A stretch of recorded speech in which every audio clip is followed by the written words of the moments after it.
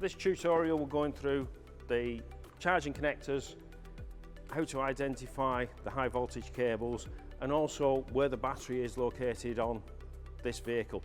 Because the battery is so big on this vehicle, you've got to be careful where you jack it up, because the last thing you want to be doing is putting a jack through the battery pack. Not only are you going to cause a lot of damage, the chances are the thing's going to go on fire, and the last thing you want is that in the middle of a workshop. Okay, so charging systems. On the Nissan Leaf, the charging points are here behind this flap. There's a release inside, just like an ordinary bonnet release. It releases this flap, the flap then lifts up. Under here we have two charging connectors. This is a slow charger or AC charger. This is the one that most people will use when they're at home. So you've got access here, everything's insulated, so you can't get your fingers in, so it's perfectly safe. So your lead goes in there, the other end of the lead plugs into your 3-pin socket or a special charging point if you've got one installed. So on this side we have a rapid DC charger. This connects pretty much straight to the battery. So in this side we've got 400 volts going in, thereabouts on this particular vehicle. Again, it's all insulated, so perfectly safe. This is the sort of charger you use when you stop at the services on the motorway and you want a quick charge. You plug your charger in, it takes about 30-35 minutes to take it from more or less empty to 80%. A rapid charger will not take the car past 80% to preserve the condition of the batteries.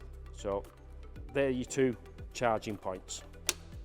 So we have our low current AC charger, which runs on 240 volts on this vehicle up to 16 amps, and we have our high voltage DC charging point, which is 400 volts up to about 100 amps. Close that up and then the flap just locks shut. As regards the high voltage cables, all high voltage cables are covered in an orange sleeving, and all the high voltage plugs are coloured orange. Under here we've got 3 high voltage plugs with cables down here. There's a large plug underneath there, and then we've got the orange sleeving which heads back towards the back of the vehicle. It's perfectly safe to touch these. The public can get their hands in here, so it's perfectly safe without gloves on. But the last thing you want to be doing is starting to unplug these without first making sure the battery is safe and making sure you've got your PPE on. So now we're going to send the vehicle up so we can have a look underneath and we can see the high voltage cables and show you where the battery is located underneath the vehicle. So we'll now send the ramp up.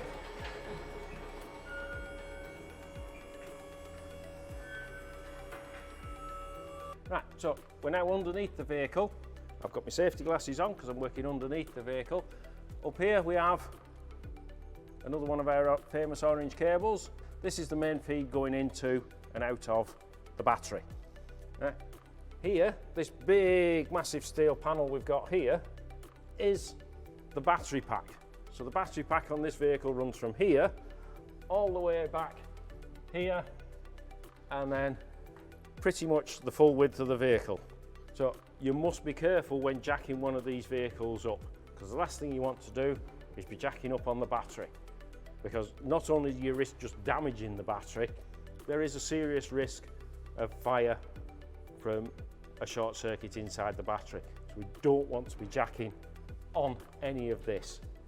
Normally the underside of here is covered with plastic covers. So this is all hidden away and it's not open to the elements, but for the purposes of this video we removed all these beforehand because it takes about 15-20 minutes to take all the panels off. That I think more or less covers the cables and the safety jacking side of it. As I said, do not jack under the battery. The other thing to be careful of is, this thing is ridiculously heavy. These batteries weigh about 360 kilos. So don't start thinking that, I'm going to take this off without adequate support. You need a jacking trolley of some description to support this battery. Because when you take these bolts out, the battery's going to come out. And the last thing you want is that thing dropping on your head. It's not going to do you any good.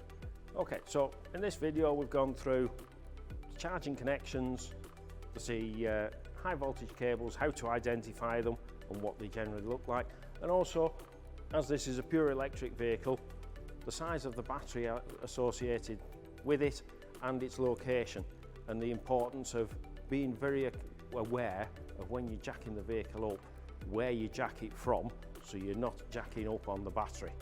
Now, these batteries in a pure electric vehicle are lithium-ion batteries. They do suffer from something called thermal runaway, which means once they get above a certain temperature, they just keep getting hotter and hotter. So if you damage these and you cause a short circuit, it is likely to go on fire. And once that fire's started, the chances of putting it out are very slim. You need either special fire extinguishers or you need to get out the way, because it will keep burning. And they can, even though you might think the fire's gone out, it can reignite at any point. So that more or less covers this.